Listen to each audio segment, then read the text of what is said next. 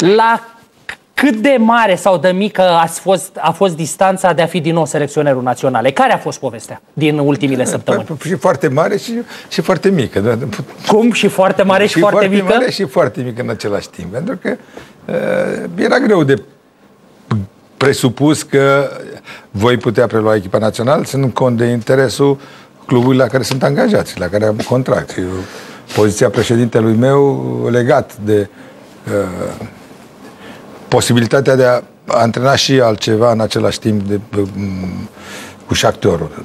Acum, în 2012, a refuzat categoric să mă lasă la echipa națională a Ucrainei, care făcea mari presiuni, doar pe perioada campionatului european. A spus că nu preferă să rămân imaginea clubului Shakhtar. Și același lucru s-a întâmplat și de data aceasta, deci a fost absolut normală poziția lui. Tranșantă? Din punctul ăsta a fost normală, tranșantă, sigur. Din punctul meu de vedere, de-aia spun că și foarte mare și foarte, din punctul meu de vedere, doream foarte mult la acest meci să fiu prezent.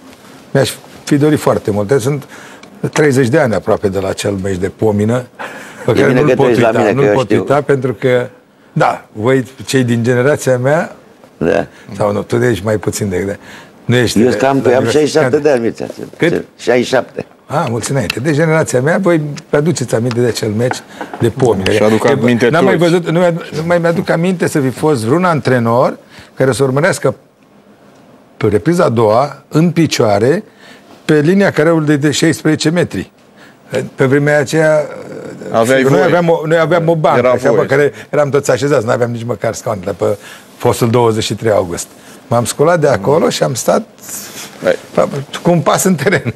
Și urmăream cu sufletul la gură. Ultimele 45 de minute de pe linia careului lor de 16 metri. Da, nu mai mă interesa, numai acolo s-a jucat. Și eram disperat. Erau astfel de momente, o asemenea succesiune de faze, de poarte, incredibile au fost.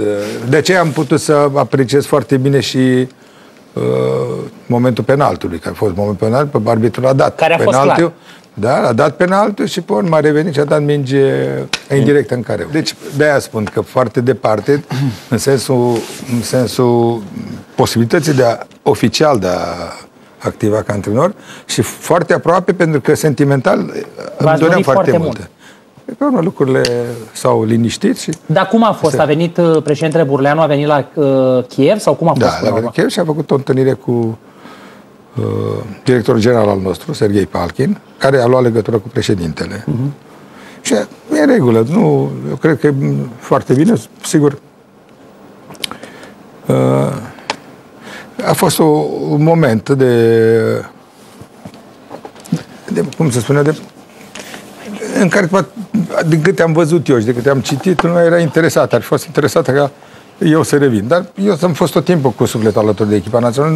Nu m-am despărțit niciodată. Da, să nu uitați singur lucru. Eu am fost singurul jucător, doar capitan al echipei naționale. Eu n-am mai acceptat, după ce am devenit capitanul echipei naționale, să mai fiu capitan niciunei alte echipe. Nici măcar la Hunedoara, unde eram jucător, pe urmă... Dar cu Akhmetov, dumneavoastră n-ați avut nicio discuție personal?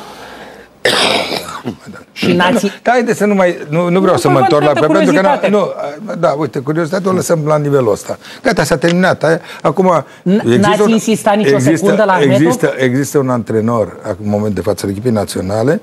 Astăzi am fost și eu prezent la... Nemicea, vă întreb de dragul istoriei. Nu, de dragul istoriei se va scrie odată cum a fost, dar nu mai e nevoie, nu mai fi curios. Îi fur pâinea lui Daniel. Dar Nemicea, spuneți-mi un singur lucru, sunt curios. Când ați vorbit cu Akhmetov despre asta, dumneavoastră ați insistat sau ați respectat lucrul ăsta? Eu am respectat. Dorința lui Akhmetov. Bineînțeles că am respectat. Bineînțeles, dar era normal.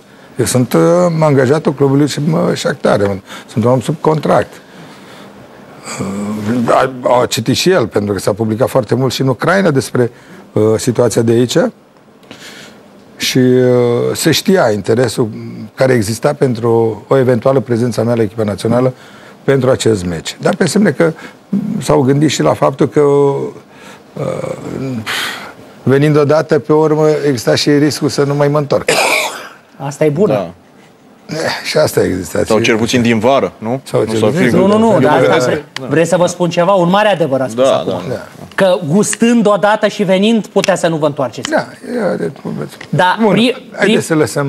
Vă mai întreb ceva. Haideți să ne gândim, dacă vreți, întreabă-mă... Vă întreb că avem timp berechet. Nu, eu doar o oră stau. Da, nu, vă țin mai mult. Am venit...